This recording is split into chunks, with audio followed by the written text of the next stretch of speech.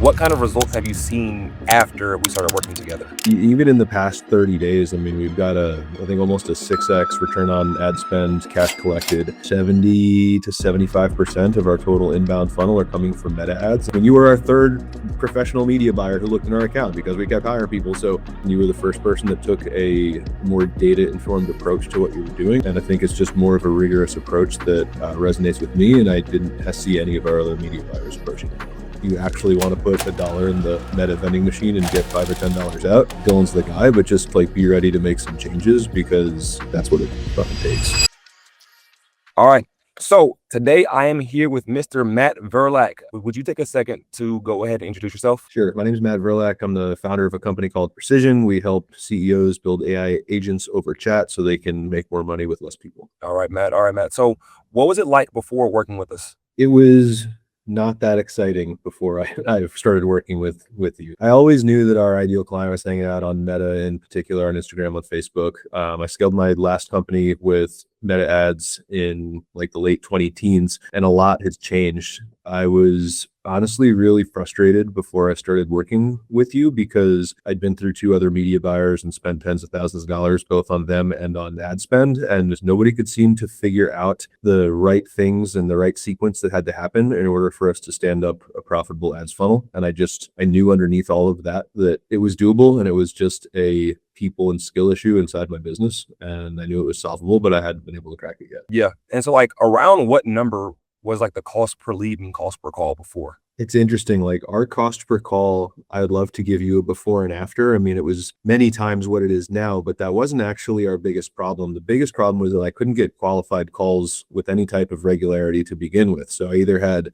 a lot of calls that were relatively inexpensive, but they were the wrong people and they weren't buying the things that we were selling. They didn't have budget, they weren't running real businesses, so on and so forth. Or the couple of times that we would get a sale here and there for meta ads, like if you filter it down to just qualified calls, it was in no way, shape, or form anything that we could scale. So it was really twofold. Like we couldn't find people, and then occasionally we'd accidentally find somebody good, we couldn't keep finding them. Okay. And so what kind of results have you seen after we started working together? The results have been outstanding. It's kind of renewed my faith in meta ads as a channel for us, honestly. Like even in the past 30 days, I mean, we've got I think almost a 6x return on ad spend, cash collected. I mean, gosh, 70 to 75% of our total inbound funnel are coming from meta ads. And the cool thing is that we're still closing deals because they're very, very highly qualified. They're like fastball down the middle ICP for us, which is nice because, outside of that, it's like warm network, which takes a long time to cultivate. And the fact that we're,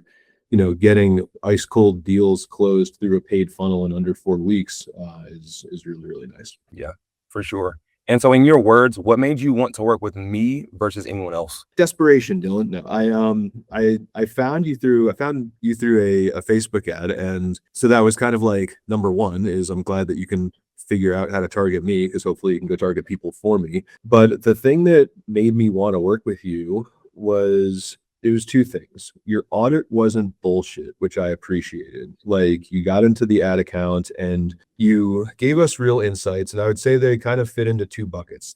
Half of them were the problems we knew we already had, but you did a good job identifying them. And then there were a few things in bucket 2, which are problems that we didn't know we had, specifically around like quality of tracking and different attribution things, specifically around our Facebook pixel and how we were sending data back to the ad platforms.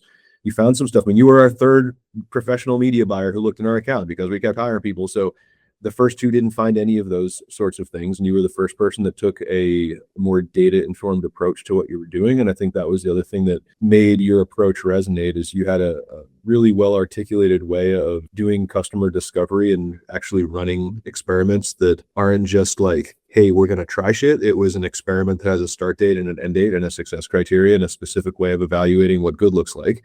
And I think it's just more of a rigorous approach that resonates with me. And I didn't see any of our other media buyers approaching it that way. Yeah, for sure. And so what was your experience like working with me, and what was your favorite part? I actually take a lot of inspiration from your onboarding process. I've shared it with other people. I've talked them through how it worked. I've drawn inspiration from it for my own company. The thing that I would say about onboarding in particular is that it felt unreasonably fast. And that's how I challenge my own team, even when I use you as an example. Like, what kind of things could we do for our customers that would just get them to feel like I didn't even know that it was possible to do things that quickly? Like, even, dude, even before we paid you, you had already scaffolded the campaigns inside the Meta account. And it was pretty much like everything's ready. I've got the first batch of creatives. So as soon as you fill out this form, we can just start. And that was a breath of fresh air, because one of the other ways that you're different than the other people we worked with is I felt like with other media buyers, we really had to lean on them to try to take full accountability over the funnel. You know, they were like, we'll drive the traffic, we'll get the clicks, and we'll get them to the landing page. But then like,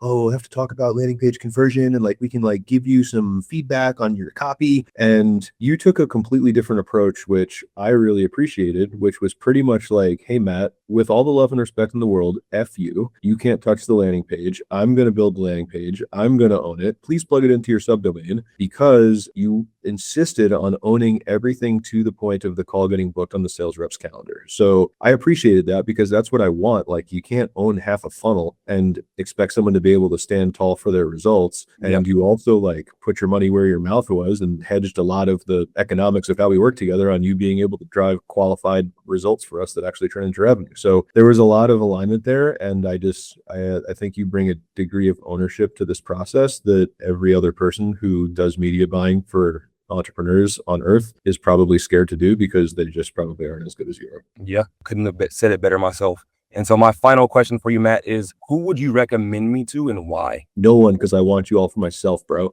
No, look, I think that if you're selling B2B and you have a clear idea of who your ideal customer is, and you're not scared to get challenged on things, because I mean, you definitely challenged me early in our relationship here, specifically around rebuilding the offer. You were a lot more aggressive than I was, and I think we landed in a good place. But it was like a spirited negotiation, which I greatly appreciate. So I guess, like, if you feel like you need to be right and you think you're fucking smart and you just need someone to go push the buttons, I would tell you don't hire Dylan, because you're going to feel really frustrated. But if you actually want somebody who knows what the hell they're doing and wants to take ownership, and you actually want to put $1 in the Meta vending machine and get $5 or $10 out, Dylan's the guy. But just like, be ready to make some changes, because that's what it fucking takes. Yeah.